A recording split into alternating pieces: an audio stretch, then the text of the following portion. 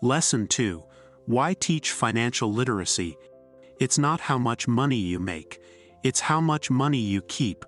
Financial literacy is the education you need to learn how to make, grow, and keep your money over time. Without being financially literate, you can end up making a lot of money and still being broke. With it, you can learn smart ways to make money work for you over time. Formal schooling does not teach financial literacy. The result is that most people leave school with a heavy pile of debt and a weak financial foundation. They chase the American dream, get into debt, and then look for ways to get rich quick to solve their problems.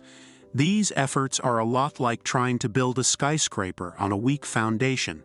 Instead of the Empire State Building, you end up with a wobbly tour that's highly vulnerable. The first rule of finance is to know the difference between assets and liabilities.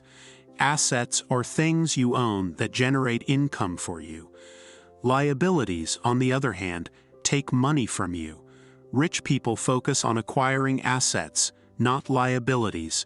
In other words, they buy assets to make sure that their asset column is hardy. Despite this, people pour their money into liabilities, like expensive cars and other material items that cost them money. Instead, they should look to acquire more assets over time. For example, real estate, stocks, bonds, IP, and other things that make you money.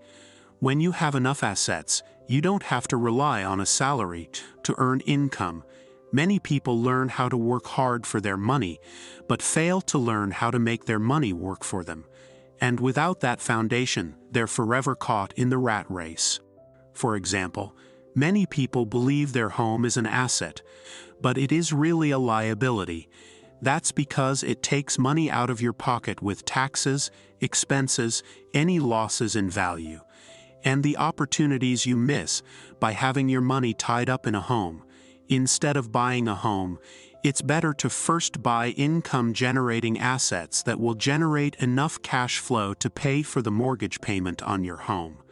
Once you have enough assets to cover all of your expenses and more, you can invest the balance into more assets, thus producing more income and giving you the freedom to escape the rat race.